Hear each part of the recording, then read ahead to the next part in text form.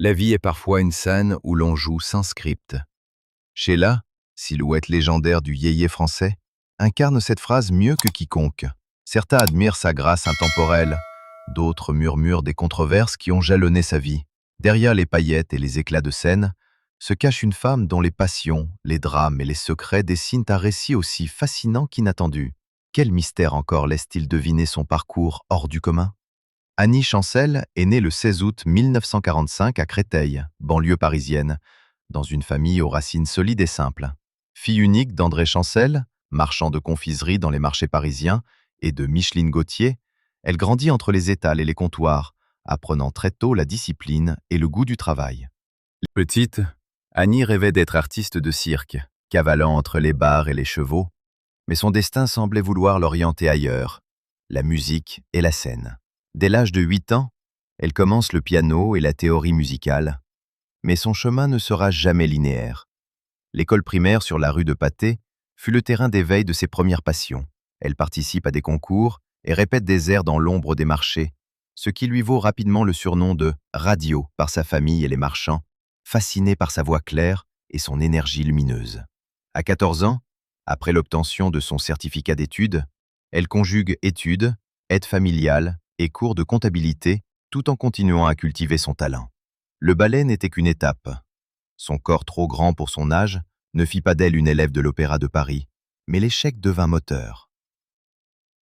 En 1959, Annie commence à chanter pour elle-même et pour le plaisir, mais très vite ses prestations attirent l'attention.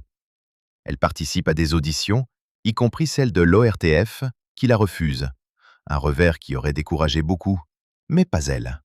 Elle possède ce mélange rare de résilience et de charme naturel qui, quelques années plus tard, lui permettra de devenir Sheila, figure emblématique de l'âge d'or yéyé. 1963 marque un tournant décisif. L'école est finie, propulse Sheila sur le devant de la scène. La France entière découvre cette jeune fille pétillante, aux cheveux soigneusement coiffés, qui incarne à la fois l'innocence et la rébellion adolescente.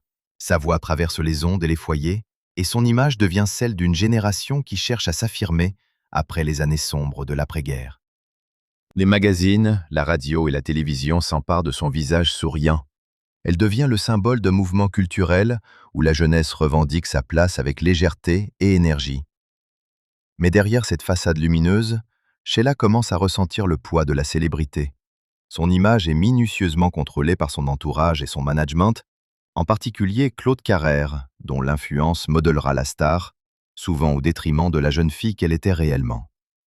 Ses journées s'organisent autour de répétitions, interviews et tournages, laissant peu de place à l'intimité. Le contraste entre la vie publique et la vie privée se dessine dès cette période, annonçant des tensions qui la hanteront toute sa carrière. Son style musical évolue rapidement. Des chansons yéyé légères aux mélodies plus sophistiquées, elle se distingue par une capacité à toucher un public multiple. Très vite, Sheila s'essaie aux langues étrangères, enregistrant des titres en anglais, allemand, espagnol et italien, démontrant une ambition internationale peu commune pour une jeune chanteuse française. Elle ne se limite pas au studio. Près de 600 chansons enregistrées, de nombreux duos et collaborations, et des apparitions régulières dans des spectacles et émissions de variété tracent une carrière déjà monumentale avant même ses 20 ans. Mais la gloire n'efface pas les premiers émois personnels.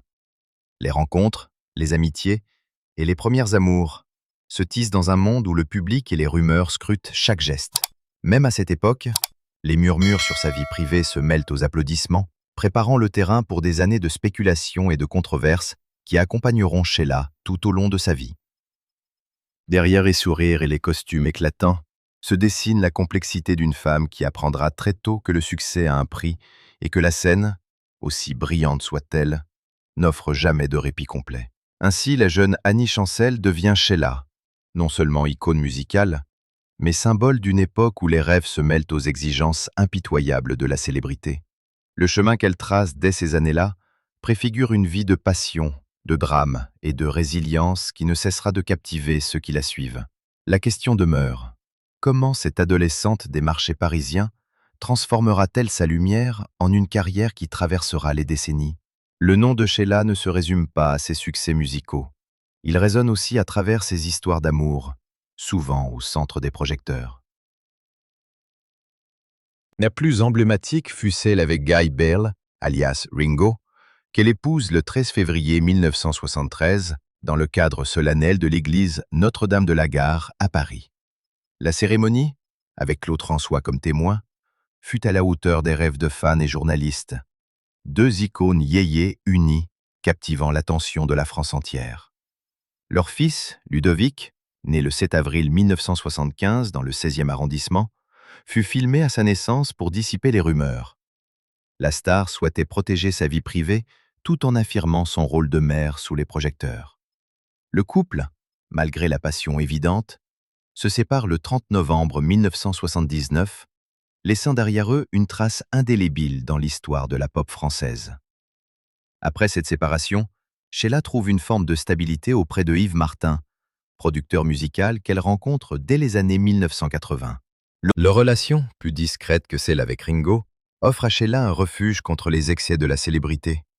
Ensemble, ils apparaissent fréquemment sur scène et dans les événements publics, alimentant de nombreuses spéculations sur la nature exacte de leur lien. La presse tente de disséquer chaque sourire, chaque geste complice. Sheila, consciente des regards, garde une élégance qui intrigue et captive. Les histoires d'amour de Sheila ne sont jamais simples.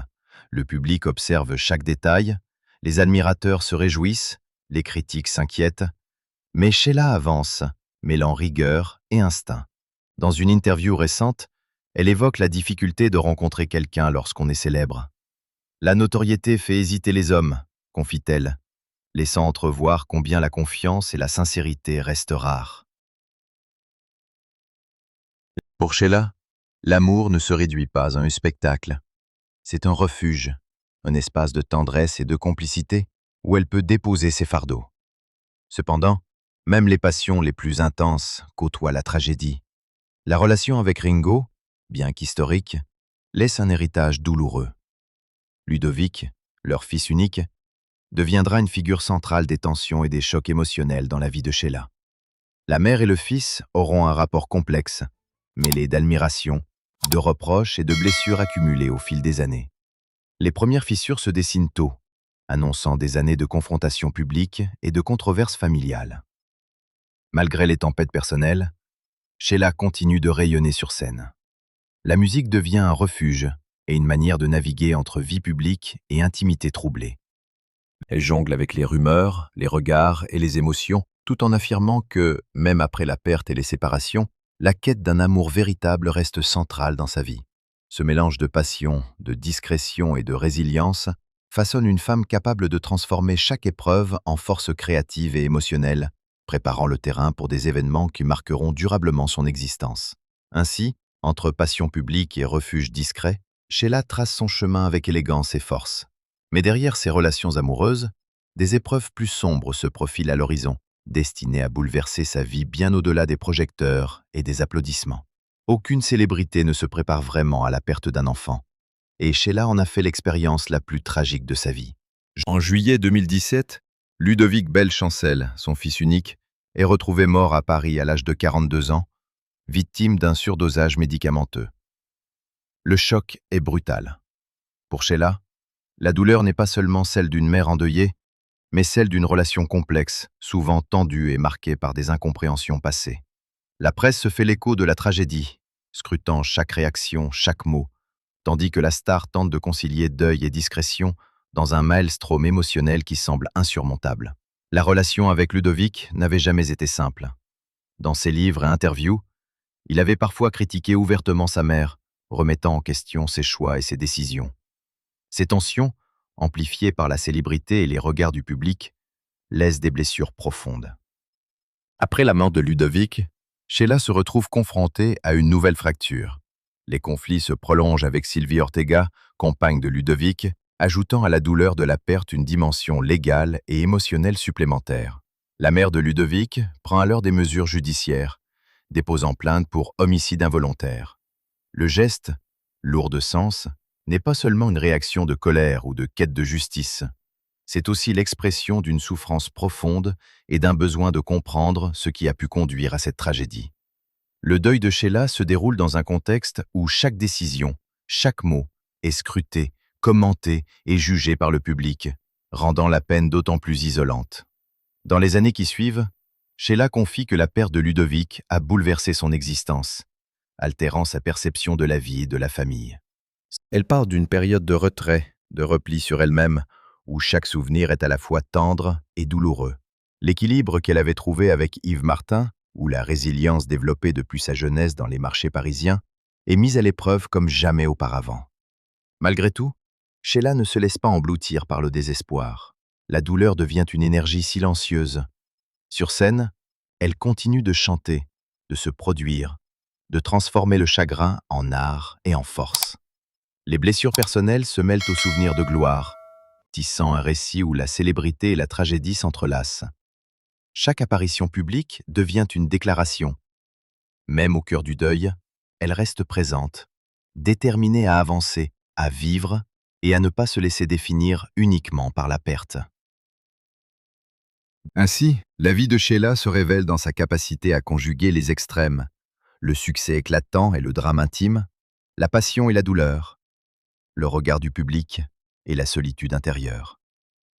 La question qui s'impose, après un chagrin si immense, comment une femme qui a tout vécu, gloire, amour et tragédie, peut-elle retrouver la force de croire à nouveau? Sheila n'a jamais été seulement une voix ou un visage. Elle est aussi une cible permanente des rumeurs et des scandales qui, parfois, ont failli définir sa vie publique. Depuis des décennies, une rumeur persistante affirme qu'elle aurait subi une opération de changement de sexe et posséderait un sac d'eau de mer sous la peau. Ces propos, absurdes mais répétés inlassablement, ont marqué l'artiste d'une empreinte douloureuse. Sheila confiera plus tard que ces insinuations l'ont détruite, la poussant à se cloîtrer, à éviter le monde extérieur et à douter de son image, pourtant façonnée par des années de travail acharné et de talent. Mais les scandales ne se limitent pas aux spéculations sur son corps. Le rôle de Claude Carrère, son ancien manager, est central dans l'histoire de ses frustrations et de ses combats. Sheila évoque avoir été volée de sa vie par Carrère, qu'il a enfermée dans une image de fillatresse, idéale pour séduire le public adolescent des années 1960. Chaque succès, chaque tube, chaque apparition médiatique semblait dictée par un script qui ne lui appartenait pas entièrement. La jeune fille qu'elle était devenue icône internationale était souvent dépossédée de sa liberté, contrainte par un système qui plaçait l'image avant la personne. Au-delà des relations professionnelles, ces expériences façonnent une Sheila vigilante et lucide. Elle apprend à naviguer entre les attentes publiques et son désir d'authenticité, mesurant chaque geste, chaque mot, pour ne pas tomber dans le piège des controverses inutiles. La scène reste son refuge. Là, elle est elle-même, capable de transformer les critiques et les attaques en énergie créative, en un art qui transcende les rumeurs. Cette confrontation constante avec les scandales et les préjugés forge chez Sheila une conscience aiguë de l'importance de la résilience. Même lorsque des informations fausses ou déformées circulent, elle continue de défendre son image, sa carrière et son intégrité. C'est ce mélange de courage et de vulnérabilité qui la rend à la fois fascinante et humaine aux yeux de ses admirateurs et du public, capable d'émouvoir tout en affrontant les tempêtes médiatiques. Entre scandale et manipulation de l'image, Sheila montre que la célébrité n'est jamais simplement un honneur. Elle est un champ de bataille où la voix, le corps et l'identité se mêlent à l'opinion publique. Sa capacité à survivre à ces attaques et à continuer à se produire sur scène illustre non seulement une force personnelle remarquable, mais aussi la fragilité souvent invisible derrière l'éclat des projecteurs. Ainsi, derrière chaque tube et chaque sourire médiatique, se cache une femme qui a dû lutter pour exister en dehors des histoires inventées, pour que son talent soit reconnu sans que sa vie privée ne devienne spectacle. Mais jusqu'où peut-on survivre aux rumeurs? Et comment Sheila réussira-t-elle à reconstruire sa vérité après tant de manipulations?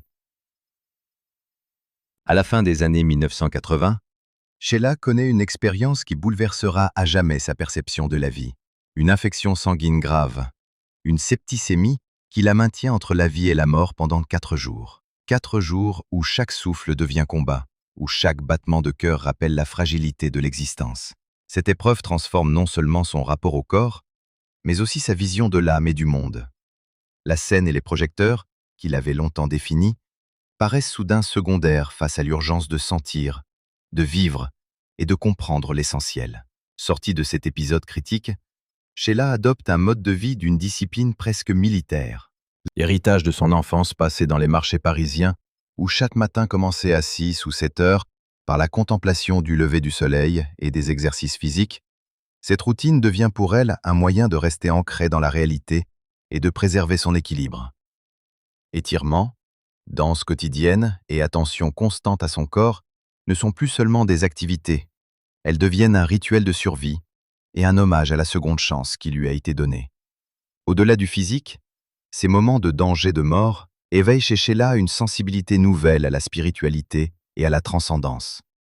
Elle confie que la proximité de la mort l'a rendue à la fois plus prudente et plus audacieuse, consciente que chaque instant est précieux, que chaque émotion mérite d'être vécue pleinement.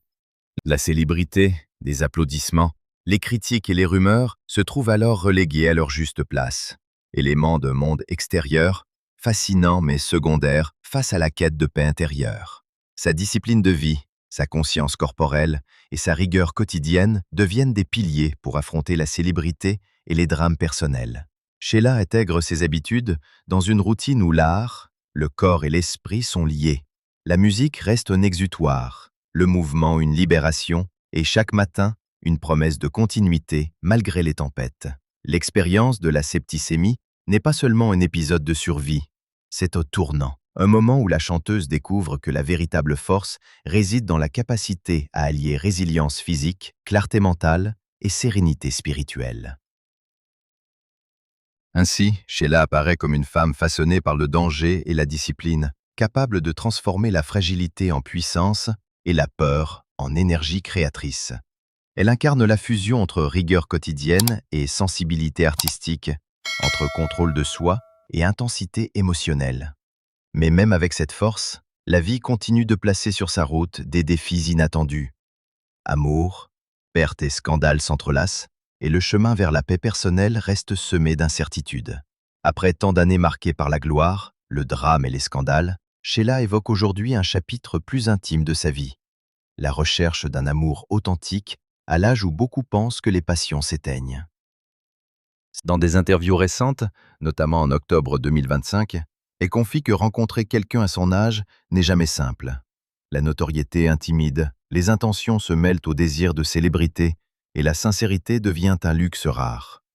Pourtant, Sheila refuse de se résigner à la solitude. Elle affirme « Une femme n'est pas faite pour vieillir seule, enfermée dans sa maison ou dans ses regrets. Nous avons besoin d'un épaule sur laquelle nous appuyer. » Ces mots révèlent sa conviction profonde qu'un amour mature peut coexister avec la liberté et la dignité. Depuis la perte de Ludovic et le décès de son second mari Yves Martin en 2021, des rumeurs circulent quant à un nouvel amour trouvé 5 ans après le drame. Sheila reste discrète sur son identité et sur la nature exacte de cette relation, laissant planer un mystère qui alimente l'imagination des médias et de ses fans. Mais au-delà des spéculations, ce qui apparaît clairement, c'est son désir de continuer à vivre pleinement, aimer, partager, mais sans jamais sacrifier son indépendance ou sa vérité intérieure. Cette quête du renouveau amoureux s'accompagne d'une réflexion lucide sur sa carrière et son image publique. Sheila se montre consciente des pièges de la célébrité et des faux semblants. Elle ne cherche pas à séduire pour plaire à l'opinion, mais pour retrouver une complicité sincère, un équilibre entre tendresse et respect mutuel. Ces déclarations témoignent d'une maturité forgée par des décennies de réussite, de pertes et de confrontation avec la rumeur. Elle évoque également la difficulté de naviguer dans un monde où le regard des autres est omniprésent. Les hommes, dit-elle, sont souvent intimidés par son passé, sa notoriété et son aura. Mais Sheila choisit de ne pas se laisser paralyser par ces obstacles. Elle poursuit sa vie amoureuse avec courage et détermination, démontrant que la passion ne connaît ni l'âge ni les blessures passées. À travers ses confidences, Sheila invite ses admirateurs et le public à envisager la vieillesse et l'amour sous un angle différent. La solitude n'est pas une fatalité, et la capacité de rebondir après les tragédies personnelles reste un témoignage de force et de résilience. Sa vie amoureuse, bien que discrète, devient ainsi un symbole, celui d'une femme qui refuse de se laisser enfermer par le passé et par les attentes d'autrui, qui choisit d'aimer et de se donner, même après avoir traversé des tempêtes que peu auraient pu surmonter. Alors que l'on pourrait croire qu'après tant d'épreuves, Sheila se retirerait, elle démontre au contraire que la recherche de bonheur, de tendresse et de partage demeure une constante, un fil invisible qui guide ses pas entre souvenirs, musique et promesses de jours meilleurs. Mais la question persiste. Qui partagera véritablement ces instants précieux à ses côtés? Et comment ce nouvel amour influencera-t-il encore son destin déjà légendaire? Sheila, de la fillette des marchés parisiens à l'icône intemporelle du yéyé, incarne la résilience face aux scandales, aux pertes et aux passions. Chaque éclat de scène, chaque drame personnel révèle une femme capable de transformer douleur en force et solitude en quête d'amour. Mais derrière le sourire et les projecteurs, subsiste toujours ce mystère. Après tant d'épreuves, quelles nouvelles histoires et quels nouveaux rêves attendent encore celles qui refusent de se laisser enfermer par le passé?